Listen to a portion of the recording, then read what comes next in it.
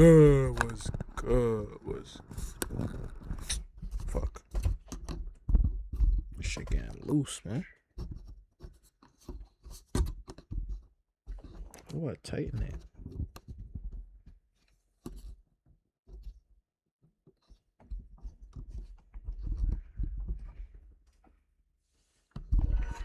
I thought without a body audit, I climb myself my mind.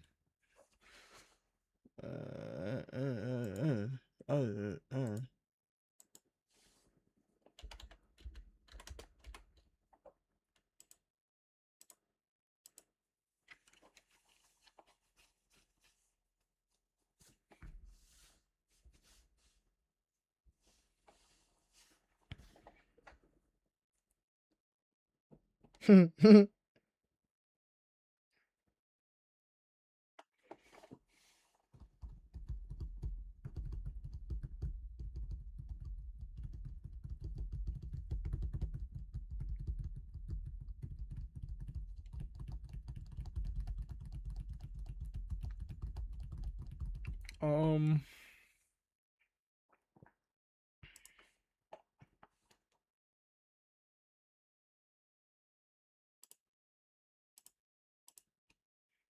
Another day,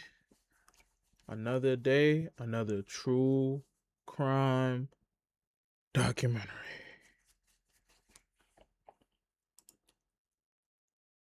Definitely gotta turn the lights down. I'm sure.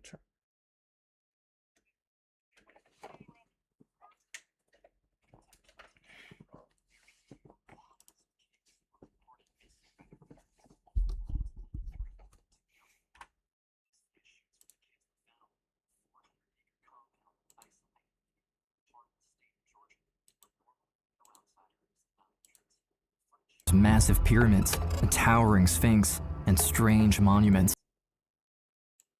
Audio wasn't working.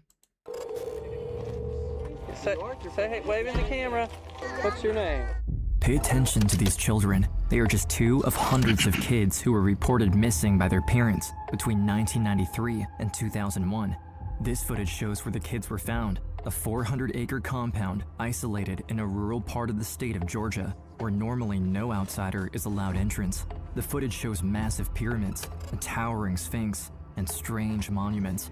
Inside, everyone appears happy, waving at the camera. But behind the smiles, these people are hiding a disturbing secret. When the local sheriffs investigated the missing children, they were met at the gate by armed men. While what really went on inside the compound remained a secret for decades, doctors in Georgia started noticing an alarming pattern. Multiple hospitals admitting dozens of children from the compound, as young as 11 years old, who were pregnant. The FBI quickly got involved, planning a raid on the compound to save the hundreds of children living behind the gates.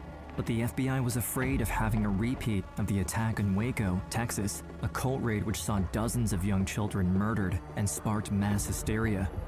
The FBI would have no idea what they were up against until one 7-year-old girl escaped the compound before it was too late. She was the only one who could expose the truth. It's 1977 in New York City. 2-year-old Nikki is living with her mother in a small apartment in Queens, New York, a neighborhood riddled with crime and violence. There was a lot of gangs. There was drugs everywhere. Heavy on crime, heavy on murder, especially on Bushwick Avenue. Every day, as Nikki's mom leaves for work, she experiences the brutality of the streets of New York. She thinks about little Nikki. This is not the world she wants her to grow up in, but with little money, the single mom doesn't have many options. But one day, everything changes when Nikki's mother is approached by a man in a long white garment. He hands her a book and points at the address printed on the cover. That night, she becomes filled with curiosity and reads the book cover to cover, finally feeling that her prayers and hopes for a better life are being answered. Immediately, she decides that she will visit the man the next day.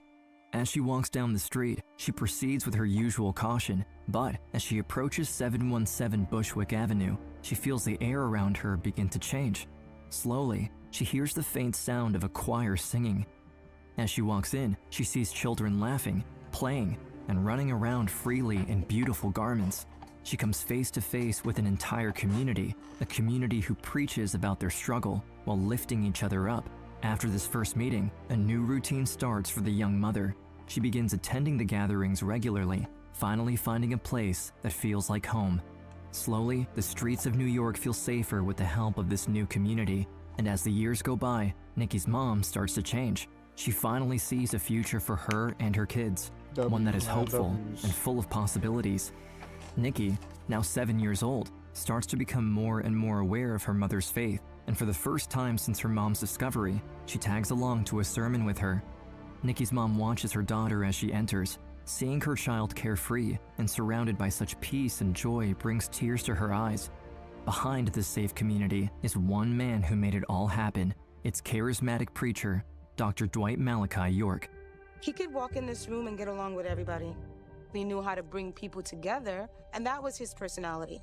The community, known as the Nuwaubian Nation, had its roots in New York City back in the 1960s.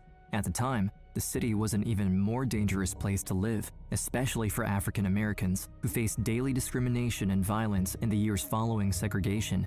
Racial tensions were high, and the streets of New York were no less forgiving. Muggings, drug deals, and violent crime were a part of everyday life. So for many, the new community offered more than just a spiritual and cultural liberation. It was a safe haven for Black residents in New York and across other cities along the East Coast. For people of African descent, our history, our culture were literally severed by slavery. So who are we? Here comes Malachi York and says, oh, I have an answer to that. You are the original man, the Asiatic black man, the maker, the owner, the Cleveland founders, the father of OG. civilization, and God of the universe. And York says, well, why can't we have our own communities that are consciously planned for people of African descent? And if you're not black, you don't belong in this room. All right now. It's a black thing. York was an accomplished speaker who spent decades building this community. He often spoke about fighting for Black Americans and had ties to the Black Panther movement. On the side, he was also a musician, producing his own smooth jazz, funk, and disco records. He was an artist, an activist, and most importantly, the leader of the Nuwaubian Nation. His message of self-empowerment and strength only grew stronger into the 80s, and that's when, in 1986, Nikki's family takes a big leap of faith. At just 11 years old, Nikki officially moves into the compound in Bushwick, New York. Along with her two younger siblings, she's promised a roof over her head, protection, and the assurance of a better, brighter future. It was an exchange from the hard-knock life of being on the streets to moving into a community that was completely secured and protected by our own people. But with their new lives come new rules, new customs, and ultimately, a completely new way of life. My wardrobe changed, how we ate changed. We would study the Quran. We learned Arabic from Arabic teachers. The spiritual leader is particularly fond of Nikki and her siblings and makes sure they're well fed, properly dressed, and kept entertained. He pays them close attention, greeting them warmly, checking in on their well-being, and ensuring they're included in community activities. For Nikki, the attention feels comforting, special. In a way, she's found a new father figure to look up to, someone both protective and powerful. A little after I joined the community, my mom became one of his wives. That meant I was one of his children, and I looked up to him. That's my dad. Dr. Malachi Dwight York is the center of the Nuwaubian Nation. He is revered as their leader and their savior. He is the provider of safety and hope. By this point, there's over 1,000 members, and their community center in Bushwick is becoming increasingly crowded. It comes to a point where it's clear to York that they've outgrown the city streets, and a new chapter needs to begin. A physical state with our own passports and our own tax system. I'm talking about our own nation, where no one tells us what to do but us. Dwight York decides to build a new home for his congregation, and it will be over 900 miles away from New York, in the rural farmlands of Putnam County, Georgia. We're driving cross country. You see the rural areas that we weren't accustomed to seeing. We pulled onto the property and it was just open land. It was amazing. The property was out in Putnam County in a very rural area, a little over 400 acres. Isolation was very much a factor. They were coming to Georgia. They were going to form their own nation, not subject to the laws of the United States. Before York starts building in Georgia, he decides to fully overhaul the Nuwaubian nation doctrine, drawing from different cultures, religions, and mythologies from around the world to create a new identity for his community. He makes drastic changes to his appearance in his quest. One moment, taking on a Western persona, donning cowboy hats and boots. Yo, bro. Next, he claims to be an extraterrestrial being called Yanan, and even going as far as calling This nigga's having a midlife existential crisis, bro. Like, what? He's went through like 4 different phases, gang. himself Chief Black Thunderbird Eagle while wearing a feather headdress. He moves from one identity to the next until he lands on the perfect one that will define the Bro, new what is Nuwaubian that? This nigga's just doing anything. Oh my god. nation. York gathers his followers for a sermon. There, he proclaims the true origin of the Nuwaubians, that they are, in fact, descendants of ancient Egyptians from a different planet. Yo. His loyal followers welcome their newfound identity and quickly get to work. They begin building. A massive sphinx head is erected, towering over the previously abandoned farmland. Artists are hired, murals are painted, and before long, dozens of elaborate structures and several large pyramids begin to take shape. With each new structure, the place transforms into something so bizarre and theatrical, drawing more and more attention from their neighbors and passersby. Dwight and his followers name it Tamaray, Egypt of the West. If you were coming into Putnam County on Georgia Highway 142, all of a sudden there are pyramids out there in the middle of a cow pasture. It was very unusual.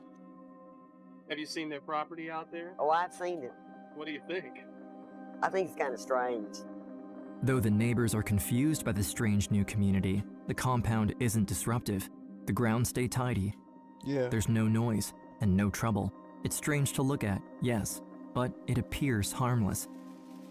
But the truth is not what it seems, and what's really going on behind these walls is far more disturbing.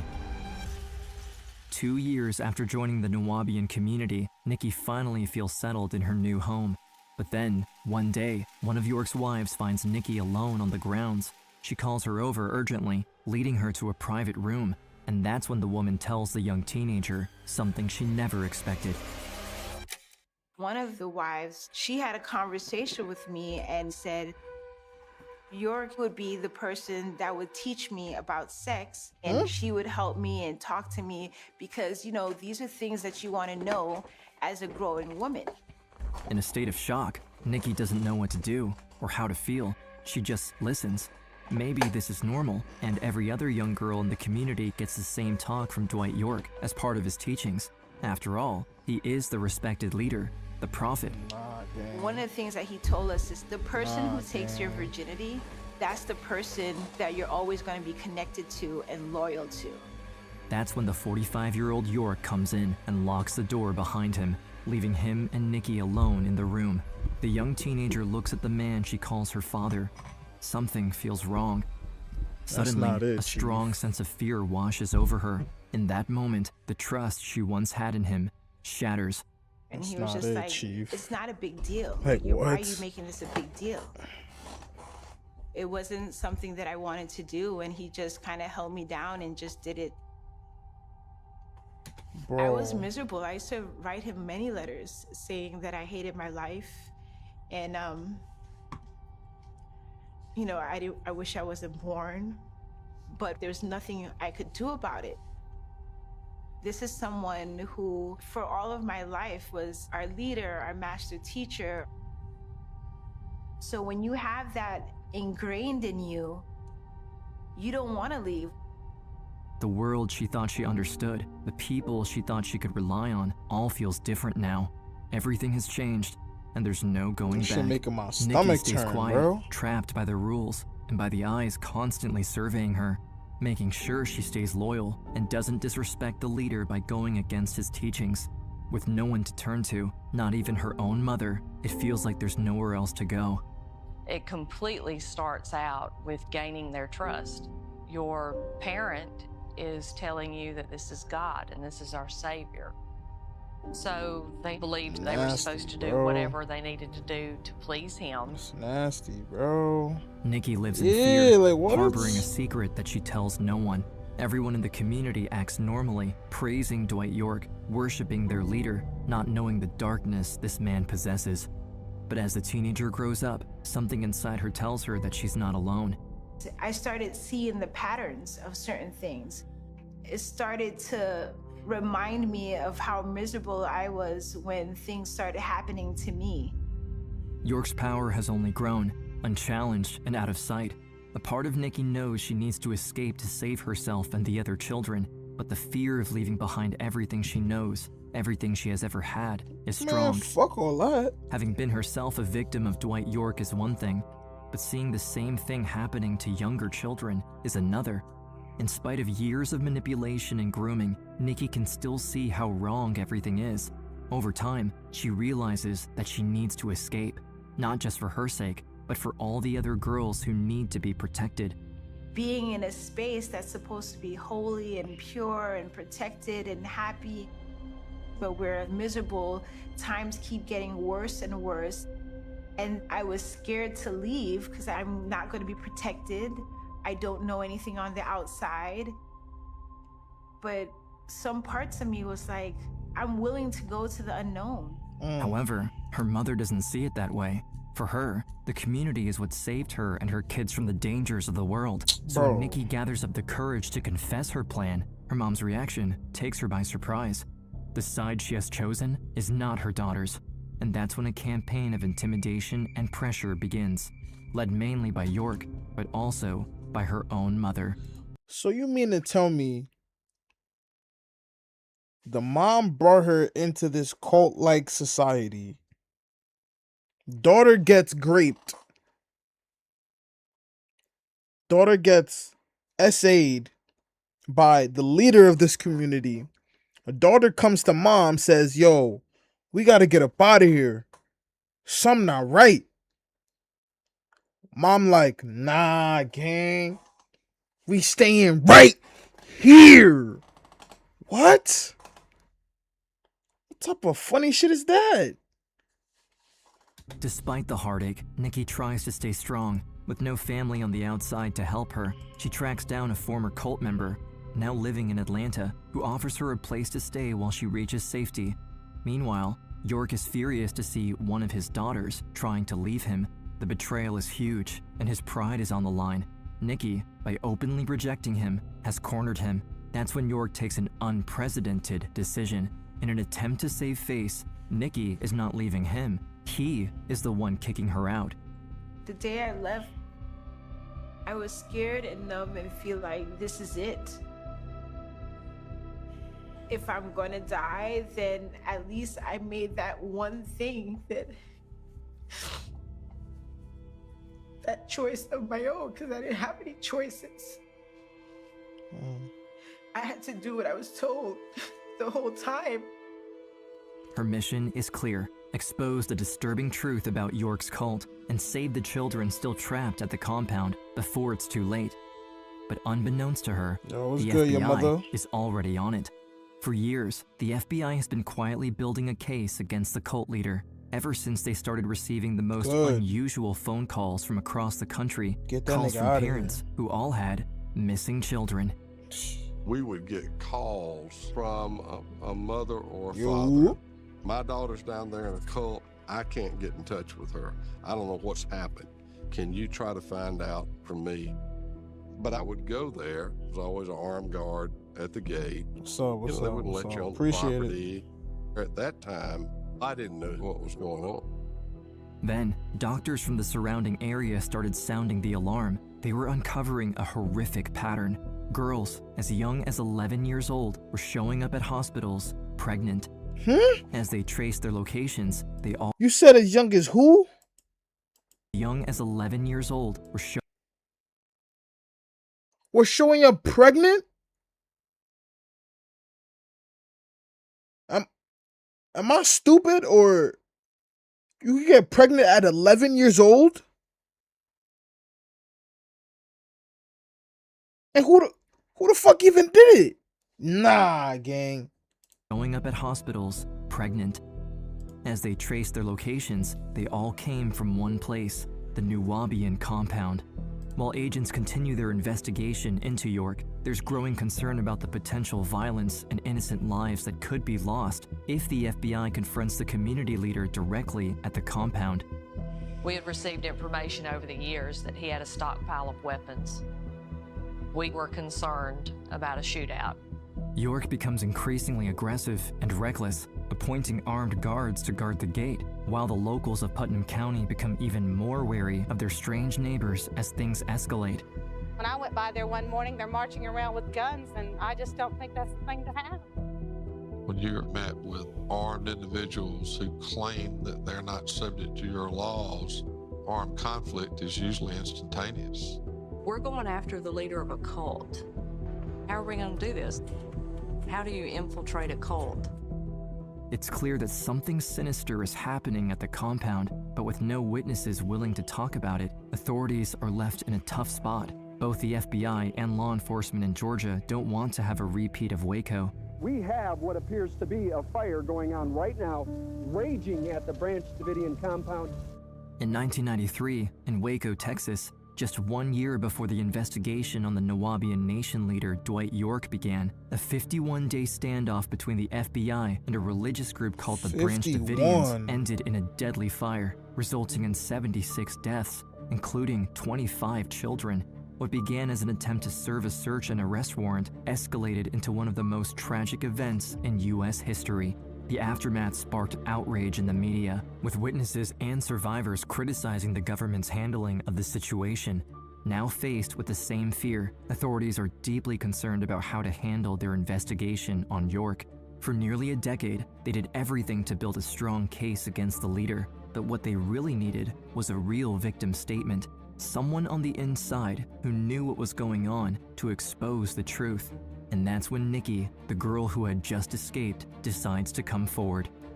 He took advantage of our work, our bodies, our minds. He had us fooled. He doesn't get to have the last say in that. Finally, with the survivor on the record, authorities have enough evidence to make their move. On the morning of May 8, 2002, Sheriff Sills and an army of over 200 deputies, U.S. Marshals, and FBI tactical agents get ready to bring in Dwight York. The difficult part is that they need to prevent York from rallying his followers to violently resist the police upon entry. If this goes wrong, it could quickly turn deadly, and they know a lot of children are on the premises. That's when Sheriff Sills comes up with a plan. The first step will be closely tracking Dwight York, patiently waiting for him to leave the compound before the raid. The FBI had him under surveillance on the ground and by air support. Hours pass. The authorities wait in silence, in fear of what comes next. Finally, the gates of Tamaray open. They spot a sleek, black car leaving. The FBI agents start following it, doing their best not to get spotted. We learned from radio communication that his vehicle had pulled into a parking lot of a grocery store. The SWAT team was there and the arrest teams. Our job was to make sure we could identify him. FBI agents hold their breath, waiting for the car door to open. As they wait hidden in the parking lot, hoping Dwight York has been the man in the vehicle this whole time, one miscalculation could risk the entire operation. If it's not York, they can't risk the leader discovering that they're coming for him while still protected at the compound. Then, the car door swings open. A man exits from the back seat. The surveillance team confirms it. It's Dwight York walking out of the car. Now is the time to strike. The agents make their move just as planned. With meticulous coordination, they quickly move out of unmarked vehicles, approaching York, who, surrounded by a swarm of armed agents, finally has nowhere left to run, and the team makes an arrest.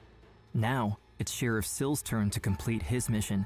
He swiftly leads a convoy with dozens of local and federal officers into the gates of Tamaray, but not without caution.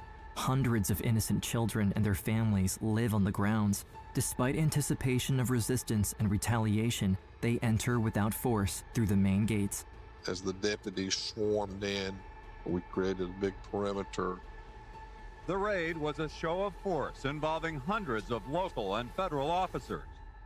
After years of fear, secrecy, and abuse, Tama-Re finally comes to a quiet end. The operation is successful and without any violence. I remember thinking, you know what? We are going to prove this case. We are going to get some closure for so many victims. Now, with York in custody and the Nuwaubian compound disbanded, Putnam County law enforcement continues building their legal case against York with the FBI. For nearly 2 years, they gather more witnesses, expert testimonies, and countless pieces of evidence. York absolutely did not want to go to trial because all his secrets would come out. At the beginning of January 2004, Dwight York's trial begins. He faces charges for several counts of child abuse, rape, racketeering, conspiracy, and tax fraud. While York sits in the courtroom finally facing accountability for his horrific crimes, the survivors sit together, hand in hand. Among the survivors is Nikki. She looks at York. He is no longer the self-proclaimed god and prophet she once knew. To her, he just looks like a regular old man, his hair turning gray and his body appearing frail in an orange prison jumpsuit. I hadn't seen him in 3 years, and actually it was kind of liberating because I felt like he can't tell me anything. He can't make me do anything. That was the first time of me getting my power back. Nikki stands with her head high, nervous, but with strength. She walks toward the witness stand to testify against the man who once had so much power over her. One witness would lead to the next in terms of identifying victims. And in the end, we identified and interviewed at least 40 victims. After 3 weeks of testimony, on January 23, 2004, Dwight York is found guilty on 11 of the 13 counts and sentenced to the maximum penalty. Among the litany of state and federal charges against him, York pleads guilty to 74 counts of child molestation, 74? interstate transportation of minors for criminal sexual activity, 74 counts of child molestation. Kill this nigga. Don't even send him to jail, bro. Take this nigga's head off. 74 counts? Nuke his whole generation, gang. The fuck? conspiracy, and racketeering. York is currently serving a 135-year federal prison sentence on lockdown for 23 hours a day. He has exhausted all of his appeals, and that's where he will remain. Justice had been served for these victims. What that sentence does, too, is assures these people that they can now walk with their head high, pursue their dreams. After York's conviction, Nikki moves to South Florida with a new lease on life. There, she pursues her GED and finds her passion as an artist with a mission to serve the community and empower others. In 2015, Nikki starts an organization called What's Your Elephant, which uses the arts as an avenue to challenge social norms. For the last 20 years, Nikki has positively influenced her community. Dwight York called himself a leader, but Nikki actually became one. He had us fooled. He never cared about us. He took advantage of our work, our bodies, our minds. Now that he's in prison, he's living how he forced us to live while he took advantage of us. He doesn't get to have the last say in that. Her strength to stand up for herself and for others hasn't gone unnoticed. In 2004, after testifying against York, she received the Louis E. Peters Memorial Service Award, the highest civilian humanitarian award in the U.S. Through her determination to turn her pain into purpose, Nikki continues to work with underserved communities, supporting them to speak their truth and share their stories. Today, she stands as a true leader, proof that even in the darkest chapters, healing and purpose can emerge.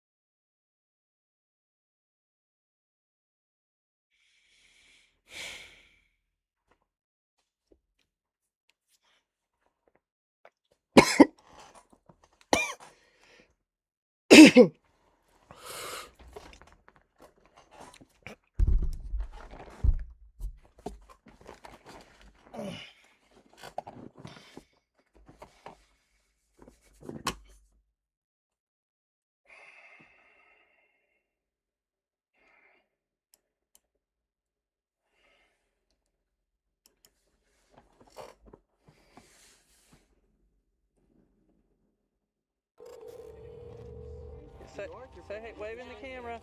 What's your name? Pay attention to these children. They are Oh my god.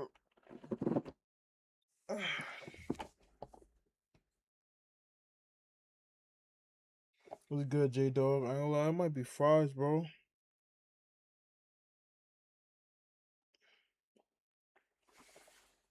I don't even know when I fell asleep. Check.